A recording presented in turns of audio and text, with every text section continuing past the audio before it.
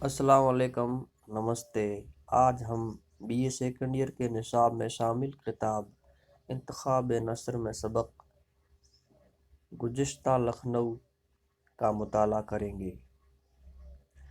अब अमजद अली शाह के बड़े बेटे वाजिद अली शाह तख्त सल्तनत पर जलवा अफरोज हुए। उनका ज़माना इस मशरक़ी दरबार की तारीख़ का आखिरी वरक़ और इसी मरसियाए पास्तान का आखिरी बंद है। चूँकि इंतज़ाए सल्तनत उन्हीं के अहद में हुआ, इसलिए तमाम अहल उलराए के हदफ सुहाम और निशानाए मलामत वही बन गए और करीब करीब तस्लीम कर लिया गया कि ज़वाल सल्तनत का बाश वो थे। लेकिन जिस ज़माने में उनकी सल्तनत का ख़ात्मा हुआ, उन दिनों हिंदुस्तान की तमाम वतनी क़ुव्वतें टूट रही थीं और बुरी भली सब तरह की क़दीम हुकूमतें दुनिया से मिटती जाती थीं। पंजाब में सिखों का और दक्कन में मराठों का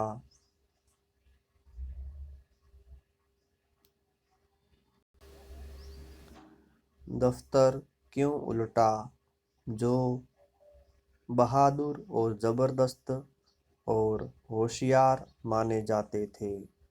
दिल्ली में मुग़ल शहंशाही का और बंगाल में नवाब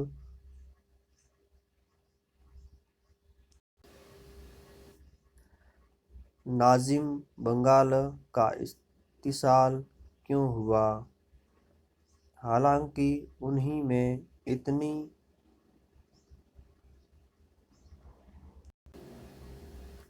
तिफलाना मिजाजी ना थी जितनी कि लखनऊ के अरीके आराए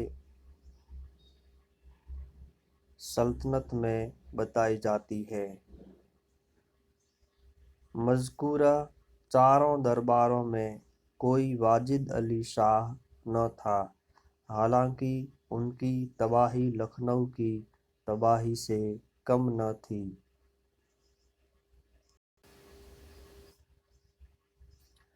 असल ये है कि इस अहद में इधर अहले हिंद की गफलत और जहालत का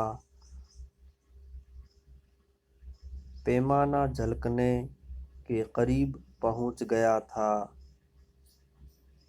और उधर दौलत बरतानिया की क़ुव्वत और ब्रिटिश कौम की आक़बत अंदेशी, काबिलियत, जफ़ाकशी, अपनी कोशिशों और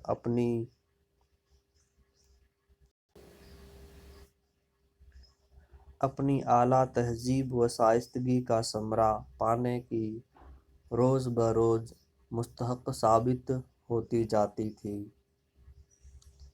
गैर मुमकिन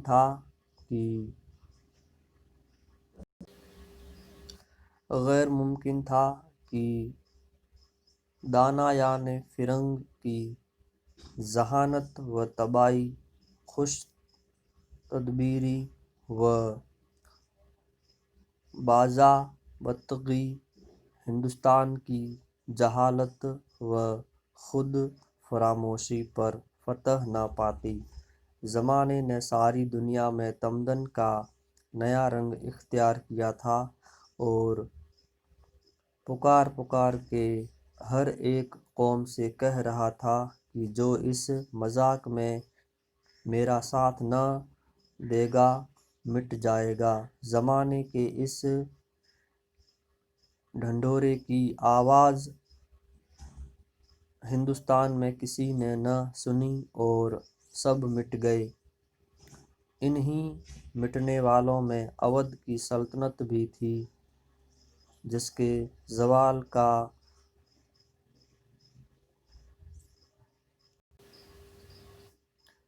بار غریب واجد علی شاہ پر ڈال دنیا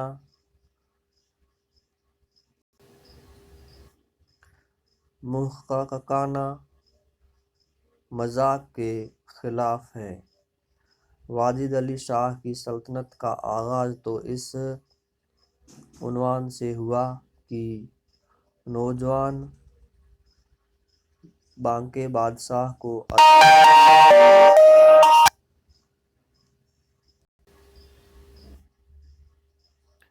گستری اور اصلاح فوج کی طرف غیر معمولی توجہ تھی۔ سواری میں آگے آگے دو نقری صندوق چلتے،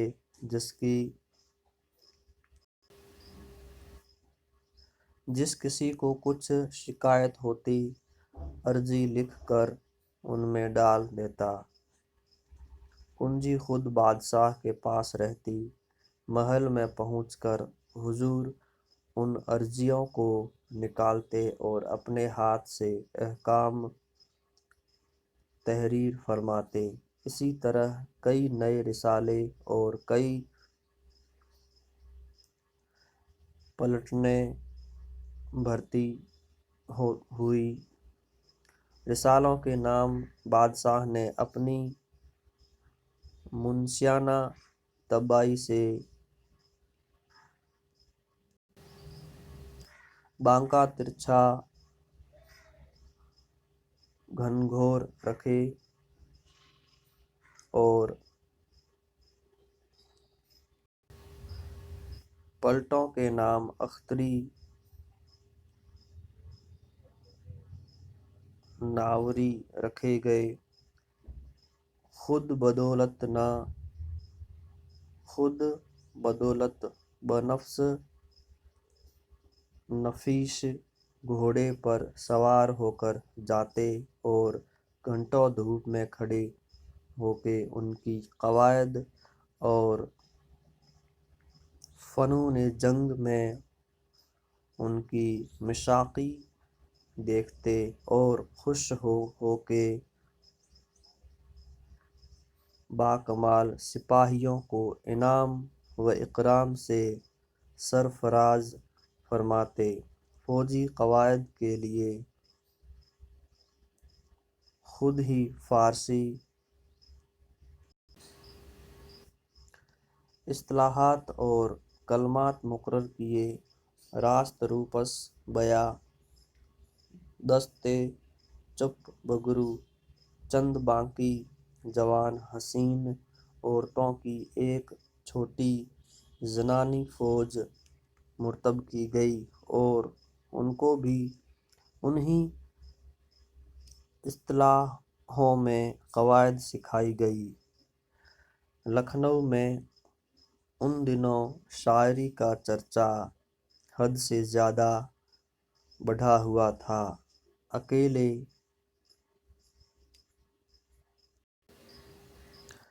لکھنؤ میں اتنے شاعر موجود تھے کہ اگر سارے ہندوستان کے شعراء جمع کیے جاتے ان کی تعداد لکھنؤ کے شاعروں سے نہ بڑھ سکتی۔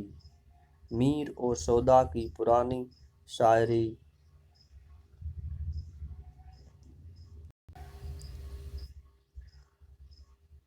تقویم پارینہ ہو چکی تھی۔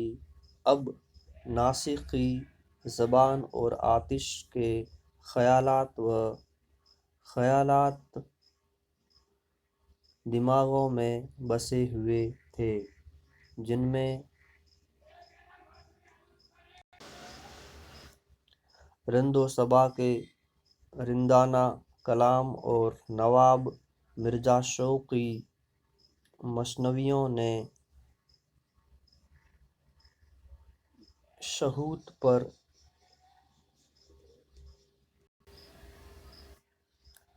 شہود پرستیوں کی روح پھونک دی تھی اور اسی مذاق کو بادشاہ کی طبیعت کا اصل رنگ چاہتا اور پسند کرتا تھا۔ چونکہ عمارت کا بے حد شوق تھا، اس لیے تخت نشین ہوتے ہی قیصر باغ کی عمارت بنوانا شروع کر دی، جو چاہے آصف الدولہ کی عمارتوں کی طرح مضبوط نہ ہو، مگر خوبصورتی اور شانداری میں لاجواب ہے۔ اس میں بہت سی خوشنما اور باشان و شوکت 2 منزلی عمارتوں کا ایک مربع مستطیل رقبہ دور تک چلا گیا تھا، جس کا ایک رخ جو دریا کی جانب تھا، غدر کے بعد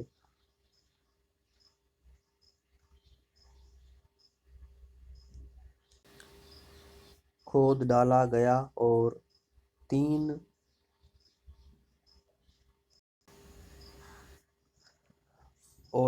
ضلع اب تک قائم ہیں، جن کو مختلف قطاعات پر بانٹ کے گورنمنٹ نے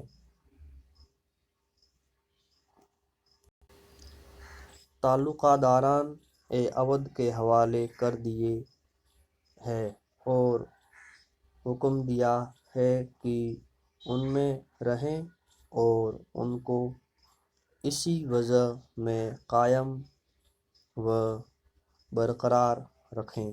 شکریہ۔